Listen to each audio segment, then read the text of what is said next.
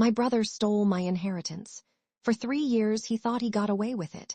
Then my grandmother got the last laugh. My grandmother and I were incredibly close.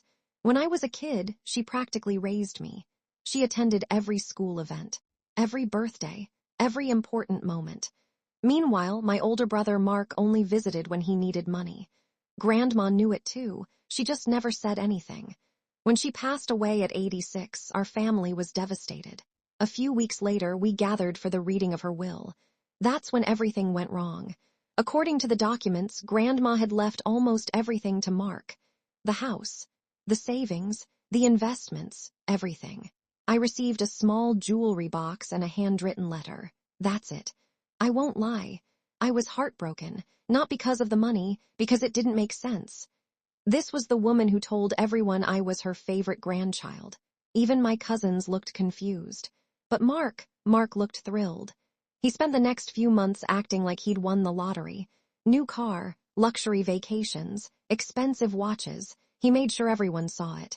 At family gatherings, he'd casually mention how Grandma trusted him most. The arrogance was unbearable. Still, I stayed quiet. Then, about 6 months later, I opened the jewelry box Grandma had left me. Inside was an old key. At first, I thought it was sentimental. Then I noticed a note hidden beneath the lining. It contained the address of a bank. The next day, I visited. The manager immediately recognized my grandmother's name. And then he escorted me to a private room. Inside was a safety deposit box, one that nobody else knew existed. When the box opened, I nearly fell out of my chair. There were documents, letters, and evidence. A lot of evidence. Turns out Grandma had discovered that Mark had been secretly taking money from her accounts for years. Thousands of dollars. Small amounts at a time, just enough to avoid attention. She documented everything. Every withdrawal, every transfer, every lie. Then I found the final letter. It was addressed directly to me. My hands were shaking as I read it. The letter explained everything. Grandma knew Mark would fight any attempt to remove him from the will, so she created a trap. She intentionally left him the visible inheritance. The house, the accounts, the assets everyone knew about. But hidden inside the safety deposit box was ownership of a separate investment portfolio worth even more. And she left it entirely to me, along with detailed instructions for reporting Mark's theft. I sat there stunned. My grandmother had planned this years in advance. Then came the best part. When authorities investigated, they confirmed everything. Mark had stolen from her, repeatedly.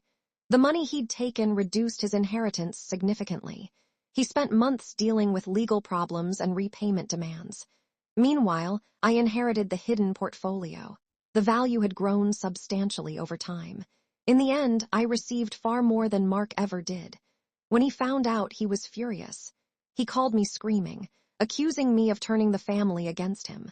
I listened quietly. Then I said something Grandma would have loved. You didn't lose because of me. You lost because you thought nobody was paying attention. Then I hung up. Today, the money is nice, but that's not the part I treasure. My favorite thing is knowing my grandmother understood exactly who people were. And even after she was gone, she still found a way to protect the people she loved and teach a thief one final lesson.